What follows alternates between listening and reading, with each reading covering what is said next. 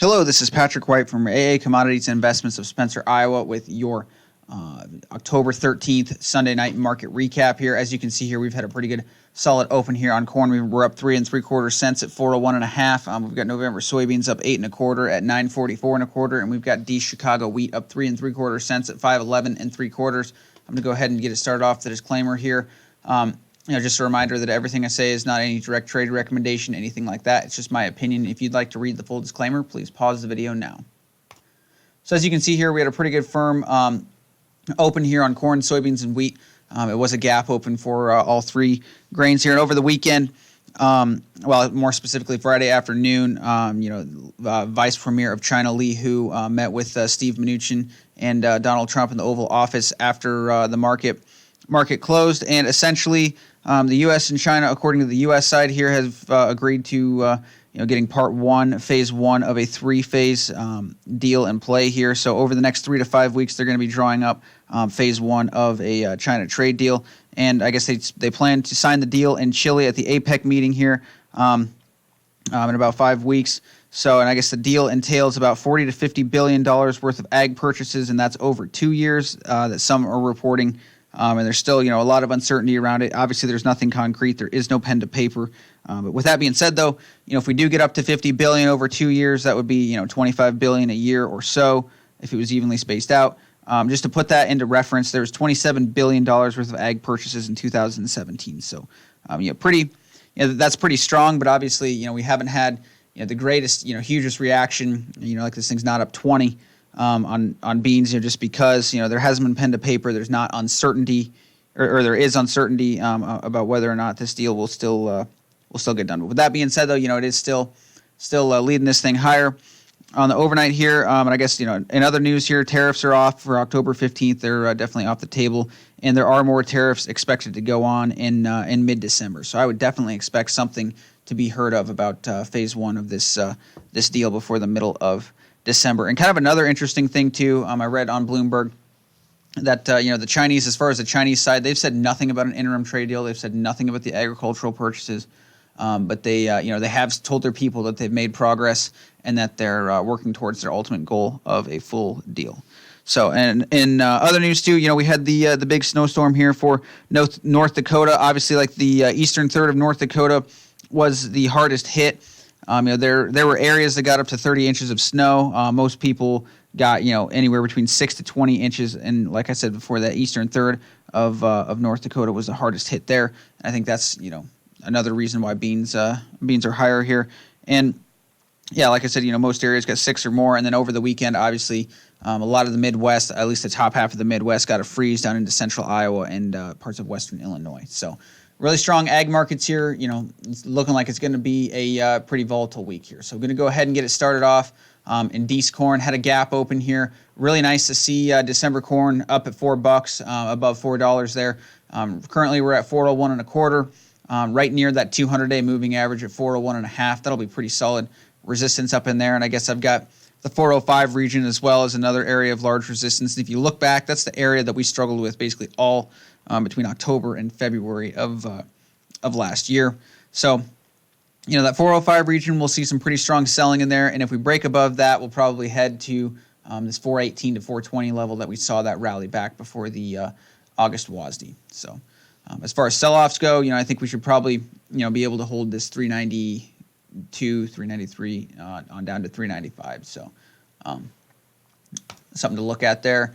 As far as soybeans there, we've seen obviously just a really, really, really strong rally. We were able to get above this 932 region and close above there on Friday. We got our gap above this 941 region. Remember that markets tend to gap above significant support and resistance levels.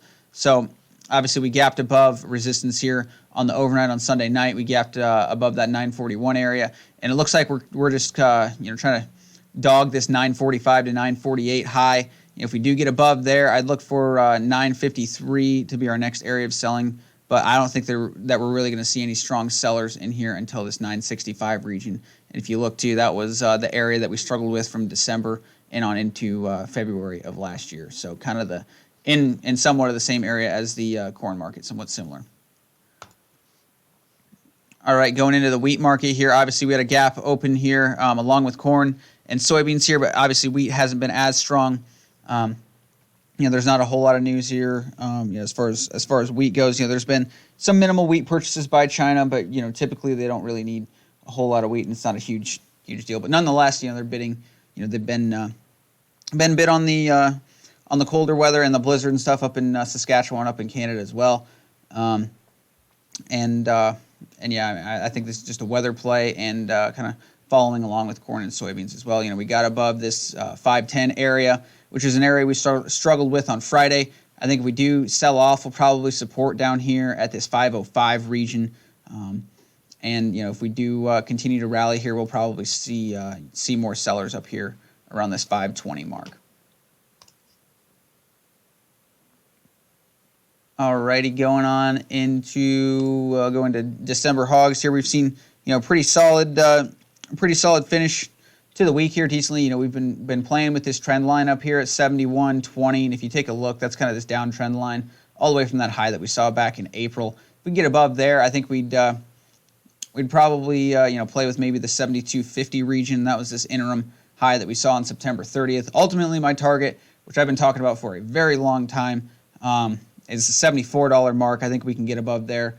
I think there will be some sellers up there as well, and that corresponds with this high that we saw on July 2nd.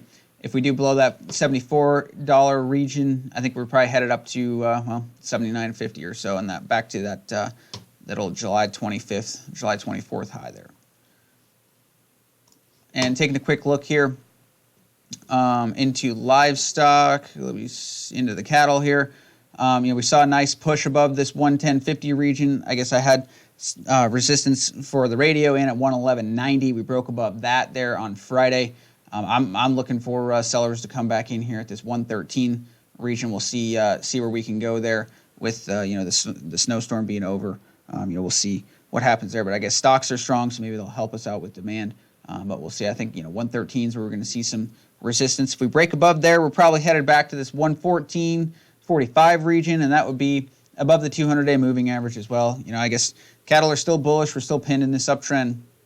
And I think, our next area, which I'll mark it here, I'll go ahead and mark it here, is that 114.50 region. That corresponds to these two highs that we left in July. And if you remember, that's kind of like the hog chart. So definitely, the livestock markets and the grain markets are kind of acting somewhat similar here.